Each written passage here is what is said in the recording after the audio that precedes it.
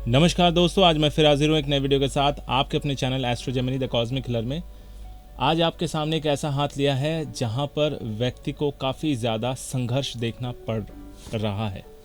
क्यों पड़ रहा है उसको बहुत आपको डिटेल में समझाता हूँ।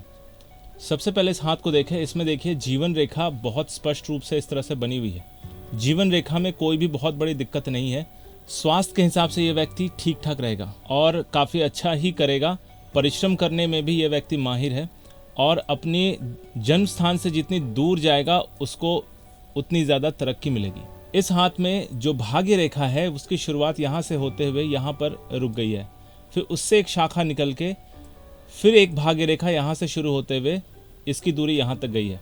पहली स्थिति जो बन रही है कि इनकी पहली भाग्य रेखा रुक गई है जहाँ पर जाके, इसका मतलब ये है कि इनकी जो शिक्षा है उसमें रुकावट दिखाई दे रही है। ये अपने जीवन काल में पूरी शिक्षा प्राप्त नहीं करेंगे, बीच में ही कहीं ना कहीं अवरोध आएगा जहाँ पर वो अपनी पढ़ाई को बंद करेंगे। लगभग 10वीं या 12वीं तक पढ़ने के बाद शायद उसमें उत्तीर्ण ना हो या पास ना कर पाए। उसके बाद वो कोई ना कोई टेक्निकल काम सीखेंगे, फिर उसके बाद ये आगे बढ़ेंगे। आगे बढ़ने के वक्त इनके पास देखिए एक रुकावट, दूसरी रुकावट, दो लगातार रुकावटें बनी हुई हैं।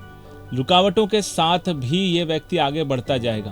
कई बार हम लोग कहते हैं ना कि परिश्रम का फल विफल नहीं होता, हमेशा परिश्रम का फल अच्छा मिलता है। तो ये व्यक्ति अपने जीवन काल में परिश्रम करेगा। अगर आप पूरा ओवरऑल हाथ को देखें तो ये काफ़ी ज़्यादा ठोस महसूस होता है। हाथ पतला है, स्किन जो है वो थोड़ा सा मोटा है, जिस वजह से हाथ को बहुत केयरफुली देखें तो ये काफ़ी ज़्यादा हार्ड यानी सख्त हाथ है। ऐसा व्यक्ति कठोर परिश्रम करने में विश्वास रखता है। तो जिस प्रकार से ये व्यक्ति अपने जीवन काल में कठोर परिश्रम करता रहेगा वैसे आगे बढ़ता रहेगा। फिर यहाँ पर जब वो आगे बढ़ते हुए करीब 43 साल तक, 43 ईयर्स तक जब जाएगा, तब तक उसको 2 सेटबैक मिलेंगे।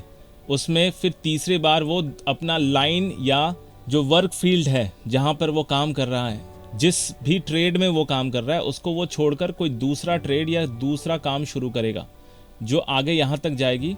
यानी कि शनि पर्वत के ठीक नीचे आके ये भी रुक जा रही है। उसके बाद फिर कोई भी स्ट्रेट रेखा ऊपर तक नहीं गई है।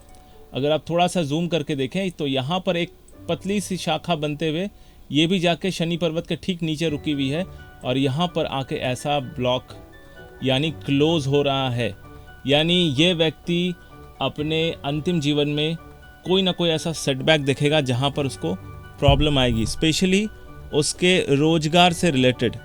यानी बुढ़ापे में ऐसे व्यक्ति को कुछ ना कुछ ऐसे इशू बनेंगे जहां पर वो परेशान हो सकता है। अगर आगे जाकर, क्योंकि एक छोटी रेखा यहाँ पर भी बन रही है, ये बॉक्स बन जाता है या स्क्वायर बन जाता है तो फिर इनको अपनी पुश्तैनी संपत्ति मिलने की पूरी पॉसिबिलिटी रहेगी। अगर ये बॉक्स नहीं बनता है तो फिर पुश्तैनी संपत्ति में भी इनको विवाद रहेगा और बड़े आसानी से कुछ मिलेगा नहीं। ठीक उसके बगल से एक और शाखा निकलते हुए इस तरह से जा रही है और बृहस्पति पर्वत से भी एक शाखा निकल के यहाँ पर जा रही है जो कि 2 द्वीप का निर्माण कर रही है। हालांकि कहीं ना कहीं से कोई ना कोई सहयोग इनको मिल जाएगा जहाँ पर हो सकता है कि वो बैड सिचुएशन को ये हैंडल करके निकल जाए। इनके हृदय रेखा को देखिए तो यहाँ पर 1-2 द्वीप बन रहे हैं। तो ऐसा हो सकता है कि इनको थोड़ा बहुत एस्थमेटिक इशू हो या हार्ट से रिलेटेड समस्या आए, क्योंकि हृदय रेखा में द्वीप का बनना और सूर्य के पर्वत में क्रॉस का बनना ये किसी न किसी प्रकार का हृदय रोग दिखाता है, प्लस आंखों से संबंधित समस्याएं भी दिखाता है। ऐसे लोगों को बाद में जाकर बहुत मोटे पावर का चश्मा लगता है या लेंस जो है काफ़ी ज़्यादा हाई पावर का होता है। तो आप भी देखें कि आपके हाथ में इस तरह की कोई भी रेखा बन रही है कि नहीं। अगर इस तरह की रेखा बन रही है तो आपको भी ऐसे सिचुएशन फेस करने पड़ सकते हैं। थोड़ा सा नीचे आते हैं। एक बहुत अच्छी चीज़ जो है इनके, देखिए जो मस्तिष्क रेखा है उसकी लंबाई कुछ यहाँ तक जो है थोड़ी ज़्यादा चौड़ी है, जो दिखा रही है कि इनके प्रारंभिक लाइफ में स्ट्रगल रहेगा। हालांकि पूरी लाइफ ही स्ट्रगल दिख रही है, क्योंकि कई बार इनके भाग्य रेखा कट हो रही है कई जगहों से।